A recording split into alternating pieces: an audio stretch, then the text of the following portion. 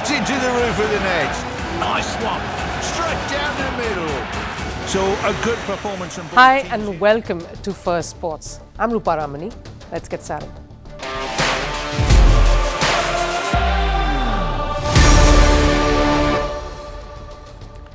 We love our sporting superstars, and today we have a host of them lined up.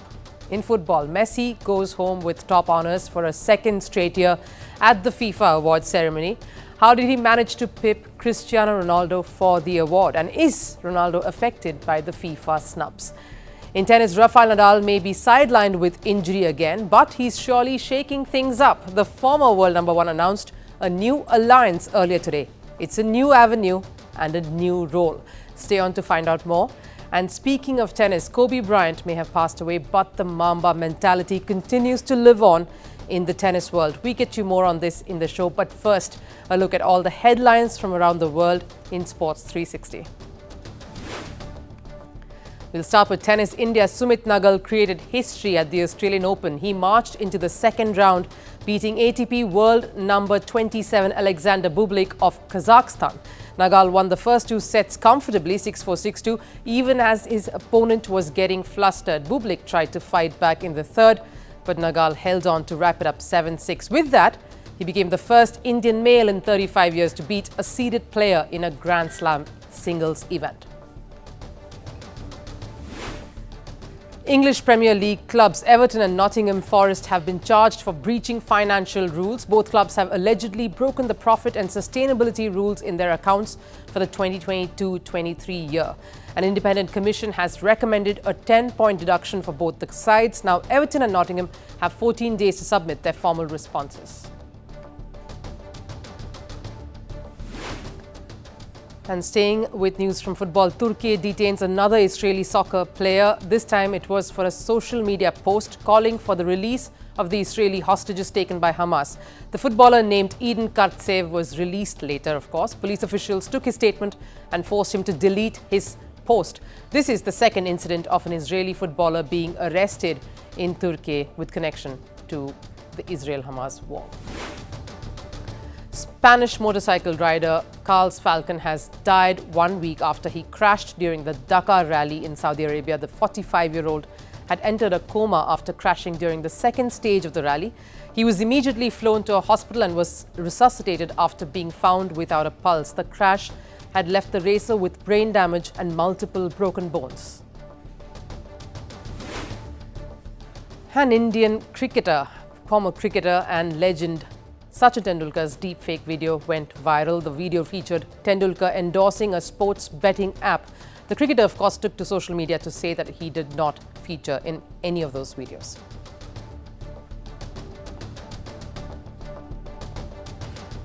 Now, if you are an ardent football fan, the question of who's better between the Portuguese phenomenon or the Argentine talisman would always have been a nerve-wracking one. Depends, of course, on which side you are on currently, because chances are you have your clear favorite. Well, yesterday, FIFA made theirs, a choice at the awards ceremony. It was held in London. The event honored the best in football who ruled 2023.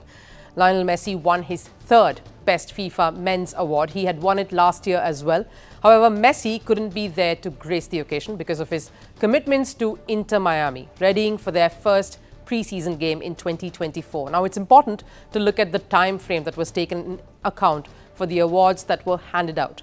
Now, they were different for the men and the women. For the women, it was from August 1, 2022, right up to August 20th, 2023. For the men's category, FIFA did not consider the World Cup that was held in Qatar 13 months ago. It recognized awards from December 19, 2022, the day after Messi won the World Cup, exactly a day later, right up till August 20th, 2023. So Messi retained his title based on most of his feats that he achieved with French giants Paris Saint-Germain, or PSG, and Inter Miami, of course, which he currently plays for.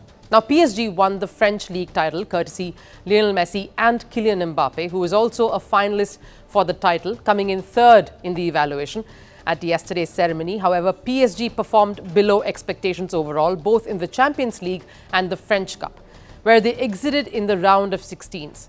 Which brings me to Messi's exploits in the US that must have made lasting impressions clearly to bring the award towards him, and of course would have helped the influence of the votes too, because Inter Miami captured the first Leagues Cup title after Messi joined Major League Soccer. This was on the 19th of August, just one day prior to the eligibility criteria of the FIFA Awards culminating. The time frame was until August 20th, as we said, and Inter Miami lifted the trophy on the 19th.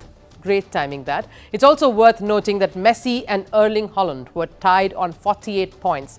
Now, we can't discount Haaland's exploits here, the Norwegian striker who led Manchester City to become treble winners. To understand this, and we have to talk about how FIFA's scoring system really works for this award. A global panel is part of the voting process. It consists of national team captains, coaches, few journalists, as well as fans across the world, and points are assigned based on the votes. Coaches and captains have a key role here. They vote for 3 players, awarding 5 points to their first choice, 3 to their second, and 1 to the third. And according to FIFA's tie-breaking rules, Messi was adjudged the winner. What are the rules? More first choice nominations, which is what Messi had. More first choice nominations cast by captains. So it was indeed a tight, close fight, but a win nevertheless. In the years gone by, Messi had rejected calls from Saudi Arabia and prioritized Major League Soccer, showing he values legacy and loyalty over the big bucks more than just financial gains.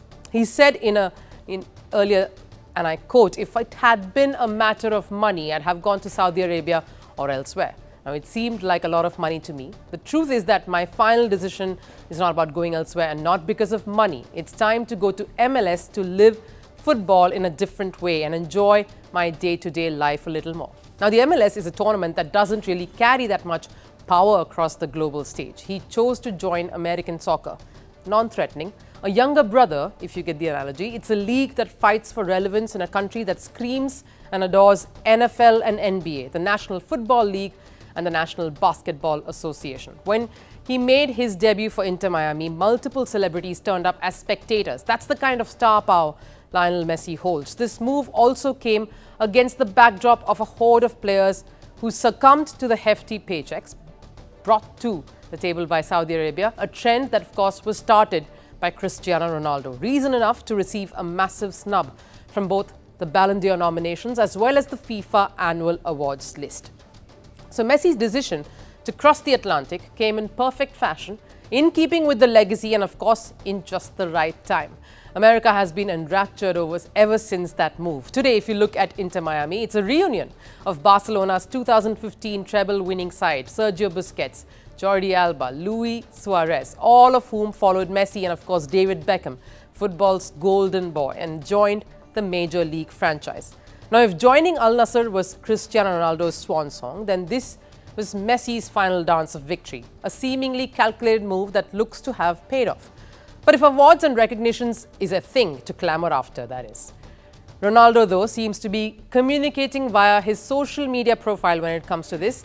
A list of the top 10 footballers in the world was made by the International Federation of Football History and Statistics, or the IFFHS. A Portuguese publication posted the rankings on Instagram, and Ronaldo reacted by posting several laughing emojis to that. Just today, the night after FIFA Awards took place, Ronaldo left a cryptic post on his Instagram that said, "Back for more."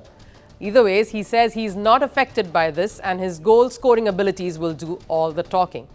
Now let's turn our attention to the other categories as well. The Women's Awards took into account performances from August 1st to August 20th, as I've mentioned. When the event actually reached its climatic moment, Spain and Barcelona midfielder Aitana Bonmati led the list way ahead of the contenders with a staggering 52 points. She was the only one on stage who touched upon the Luis Rubiales scandal that has overshadowed Spanish women's football ever since the World Cup moment back in September last year. This moment was hers to bring in pride for Spanish football. Next up, the outstanding coaches. In the men's category, it was given to Pep Guardiola, who guided Man City to a historic season, as we've mentioned. And in the women's category, the inspirational Serena Wiegman was named the best coach for the second consecutive time. She had led England to the World Cup final. Now, a glitzy night that gave a glimpse of what the future stars would look like, but also ended with more questions than answers. Now, the former world number one is back. Naomi Osaka returned to Grand Slam tennis this week. She competed against Carolina Garcia in the first round of the Australian Open. This came after taking 15 months off from the sport. The goal was to prioritize her mental health before becoming a mother for the first time last July. So this was a much-awaited comeback by the twice champion. But she was unable to mark it with instant glory. The first round ended in defeat for her. Osaka fell to Garcia 4-6, 6-7. You see, since September 2022, Osaka has competed in 2 tournaments since her comeback. Of course, there was the Brisbane International Tournament where she lost to Czech star Karolina Pliskova in the second round. The Australian Open is Osaka's second, where Osaka tussled with one of the best tennis players in the world today. So it wasn't going to be easy, and we knew it. But Osaka's narrow loss proves that she is on the right path. Her comeback is, after all, in the early stages. She's still regaining her sharpness, her movement, and the right precision in shot making, especially in extended rallies. Osaka is on the path to rediscovering her top form. A long and difficult learning curve is to be expected, and the Japanese star gets it. After her loss at the Open, she said, and I quote, "There's a voice in my head. Who are you to think you can come back and immediately start winning matches? I expect myself to stand a chance anyway. Just being nicer to myself is a key thing that I learned in my time away." And with this quote, it seems that Osaka is embracing the Mamba mentality.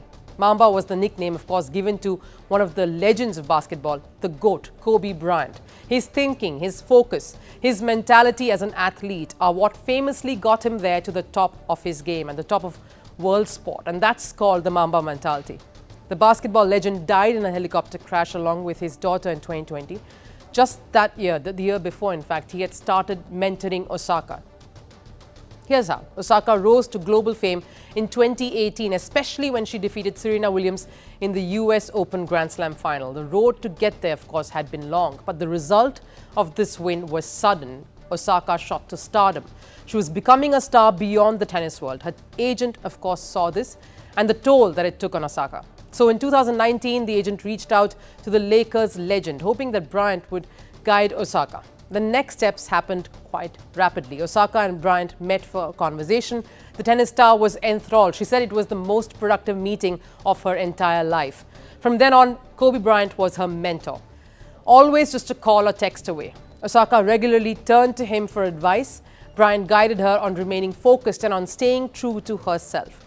Osaka and Bryant had a similar approach when it came to facing opponents on court. Both intimidate their opponents. This helped the two forge a unique bond. And Osaka says she carries his guidance even to this day. She tries to embrace his mentality as she plays tennis. Around the time of Kobe's death, though, Osaka was losing a string of matches. She'd had a bad streak. She acknowledged that was so because she was mentally weak, which was unlike her mentor, Bryant. And Osaka acknowledged this. She said, "I'm feeling like I let him down. I'm losing matches because I'm mentally weak, and that's so uncharacteristic of him." And this explains, at least in part, why Osaka took a long break to find herself and regain mental peace. Now that she's back, she may not have won her last 2 matches, but her post-tournament analysis of being kind to herself shows that Osaka is still staying true to the Mamba mentality that has got her so far and that anchored her in the time of crisis. There's definitely more to this bond than what we see just yet. And something tells me the only way from here for Osaka is only up. Now, if the world was a game of Super Mario, a lot of you would remember that game, of course. Saudi Arabia would mirror Mario's relentless run in pursuit of the queen, except it's not a princess or a queen. Saudi is looking for sporting royalty, the kings and queens dominating sport. We're seeing it constantly, whether it's football, boxing, tennis, golf, Formula One, you name it, you have it. Rather, Mohammed bin Salman Al Saud has it. The country has been roping in every top athlete and thereby trying to build strong roots to strengthen that particular sport. It's all part of their quest for global sporting domination. There's no way you can ignore them. And the latest to join the star-studded bandwagon is former world number 1, Rafael Nadal. Guess who's going to ace it in Saudi Arabia? It's former world number 1 Rafael Nadal. He's been appointed as the ambassador of the Saudi Tennis Federation, and his goal is to promote tennis throughout the oil-rich Gulf Kingdom. today is about opportunities for the new generation. For me, the goal is to promote tennis all around the country and to create the infrastructure to create players growing with very positive values, education, with a team spirit, to have the possibility to practice the sport in the best way possible. What responsibility does this new job role entail? For starters, it will require him to dedicate a certain amount of time each year in Saudi to help children train and foster interest for the sport. I really hope that we can achieve the goals that the country wants. No, I mean, probably the biggest goal is to encourage more and more the people, and especially the younger generations, to practice the sport. No, I think grow practicing a sport, in that case tennis, but the sport in general, I think, has a lot of positive things. This new announcement comes at a time when his future in competitive tennis remains in doubt. The 22-time Grand Slam champion returned to Brisbane International after a year off the circuit, but he met with another injury setback. And Rafa fans who were waiting for any announcement of his recovery or his plans to come back bumped into this tie-up with Saudi Arabia on his social media platform. Nadal says he'll now work as a coach for others. Amidst the challenges of his injury-prone career, this temporary role shift seems logical, though many can't wait to see him have another go at Novak Djokovic once again. Let's see, let's go step by step. Now I am in a preparation moment, then let's see how I can arrive to the beginning of the season. But in my mind is use the first couple of months of the season on try to recover a little bit all the things that I have been lost for 1 year. No, so let's see if I'm able to recover things that I need to be competitive again. But just excited to be back on the tour, and let's see for how long. On the flip side, Rafael Nadal's new partnership with Saudi has sparked off some bitter sentiments. Rafa has received some backlash and criticism for shaking hands with the Saudi regime, questioning Rafa's intent to get into a coaching role. At the beginning of a year that has not started well for him, Saudi Arabia and the Sheikh are all smiles, because this coup comes just weeks after they managed to get top stars like Novak Djokovic and Carlos Alcaraz to play in their country. And reports say they are also interested in buying high-profile tournaments such as the Miami Open and the Madrid Open. With the way they're looking to expand, Nadal won't be the last of Saudi's royal collaborations. Right, we're almost at the end of the show and it's time for Last Serve. To what lengths will fans go to watch a match? Well, when it comes to India and cricket, it's all about shelling out the big bucks or standing in long queues right from early hours in the morning to watch the games. But in Orchard Park, New York, where it heavily snowed, fans did the hard yards to cheer for their NFL teams. Take a look. You ready? Nah, I'm going. I'm going on 3. Oh, there. There you go.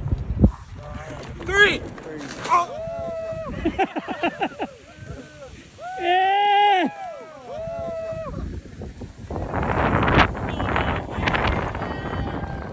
Woo! Well, as they say, it isn't work if you're having fun.